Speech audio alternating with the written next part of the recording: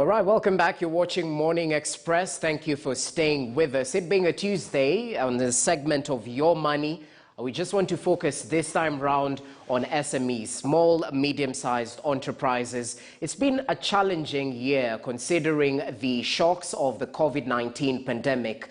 But with government interventions being spoken of, have SMEs actually been cushioned to go through the turbulent times due to Covid-19 pandemic? And even as we're looking at the outlook come 2022, what exactly is being touted in the next year? Since it's an election year, should we expect better from SMEs in terms of performance? And we just want to have a discussion with Victor Otieno, who's the Managing Director of Vifa Consult Limited.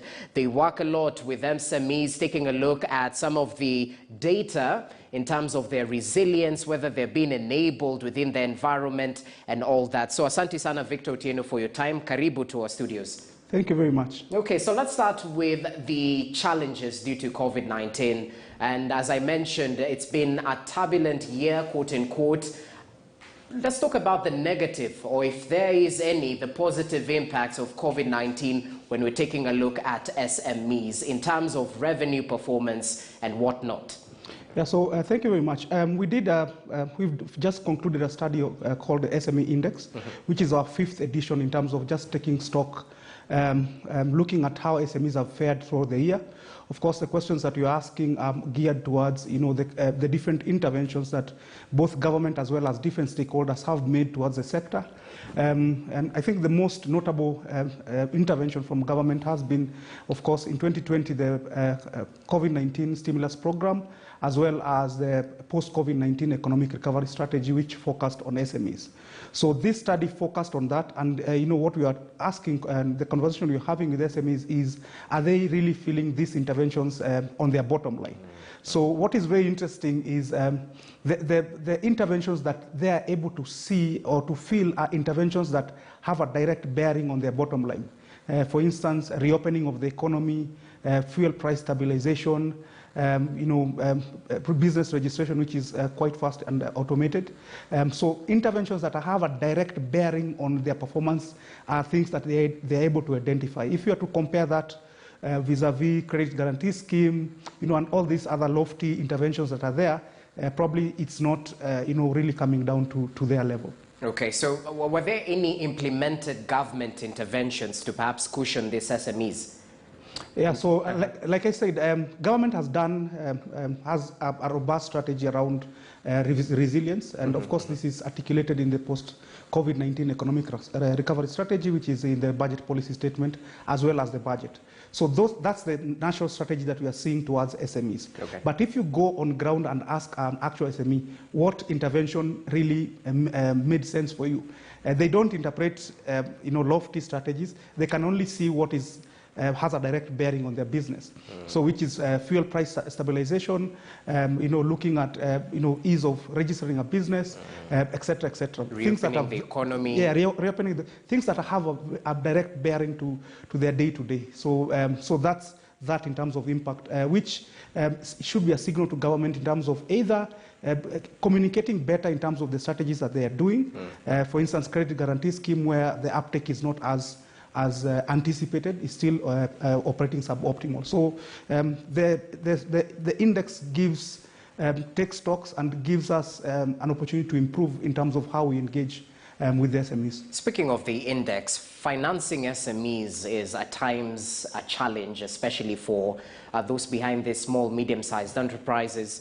And perhaps did you break down the challenges when it comes to financing SMEs, and what exactly is the primary use of these finances that SMEs get? Yeah, so I think for the longest time, SMEs continue to finance themselves through family, friends, chamas, and mobile money, which is very recent. And of course, the reason why formal financial system fails to address SMEs is because SMEs are informal in nature. So that means that they probably don't have a bank account, so it's very difficult for them to be able to access financing through formal channels. So going to our index in terms of usage of financing that they have been able to receive, we are seeing a lot of usage around buying of stock or inventory, paying utilities, which gives you an indication of the sector preference for SMEs. So SMEs prefer wholesale retail as a sector, which means that whenever they access financing, they use that to buy inventory or to buy stock. Interesting. Let's talk about data and how data can actually facilitate SMEs when it comes to innovation, because if there's anything SMEs should have learned through the COVID-19 pandemic period is how to innovate and perhaps, redefine their businesses. When it comes to data, how impactful is the potential of data-driven innovation? Yeah, so it's a tricky question in the sense that if you look at the way SMEs are organized in Kenya, is majority are informal. And a majority, around over 90%, are what we call micro businesses. So the idea of using data to improve the business can be lofty, but what we advise is using the very little information that you get by either your transactional data in terms of which customer is paying cash, who is paying credit, can you be able to give incentives to the one paying cash, which customer is a frequent customer. These are information that you can actually get on your day-to-day and try to use that to just either improve your product or improve your processes. Okay, so in terms of the SME index, just taking a look at the whole report, the study and everything, were SMEs resilient through 2021 or through 2020? Or how exactly would you explain how SME survived during the pandemic? So the SME, of course, landscape is quite tricky in the sense that if you're looking at pre-COVID, we had a death rate of 75% within the first 3 years. So SMEs were in a very precarious situation. Yeah. Coming to 2020, of course, with the different challenges, COVID included, that rate, of course, the death rate really increased. But at the same time, we are seeing a lot of new businesses being opened. So as people who are formally employed also, throwing their hat to the ring to enter into business. But I think it's a mixed basket. It's not all doom and gloom.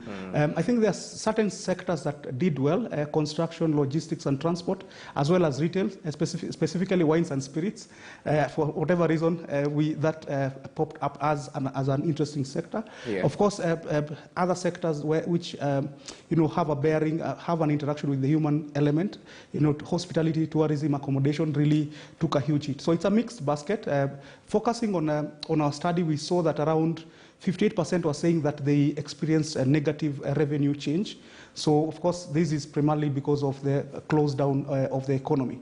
Okay, well, it has been reopened now, and I'm pretty sure the next SME index will be proper. Speaking of the next one, looking into the next year, 2022, we're going into an election. Well, what's the economic outlook for SMEs? And what's the impact of election year on small and micro-sized enterprises, if any?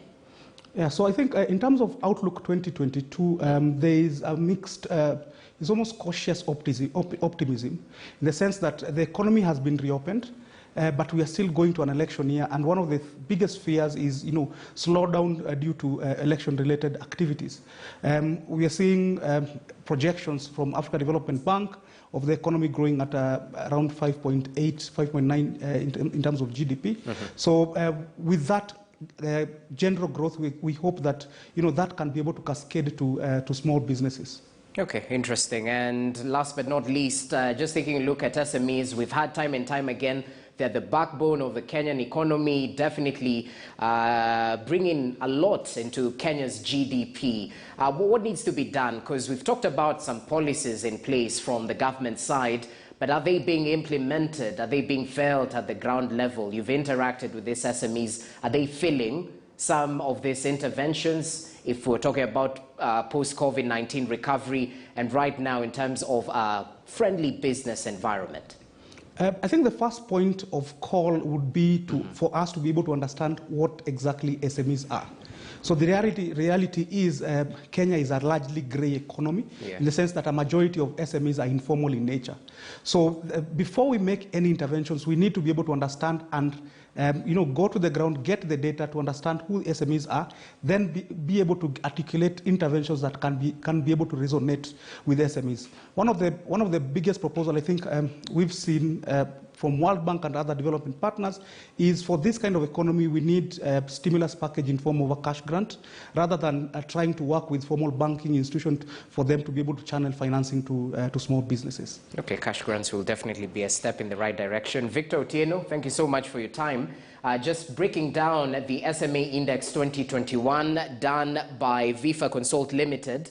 In some ways, SMEs are definitely resilient, lasting the test of the Covid-19 pandemic, but looking forward, it definitely might be a challenging year, taking a look at the economic outlook. Thanks for that. Thanks for your contribution. Victor Otieno, Managing Director, VIFA Consult Limited. Of course, now in that particular note, perhaps you can shift focus to other stories.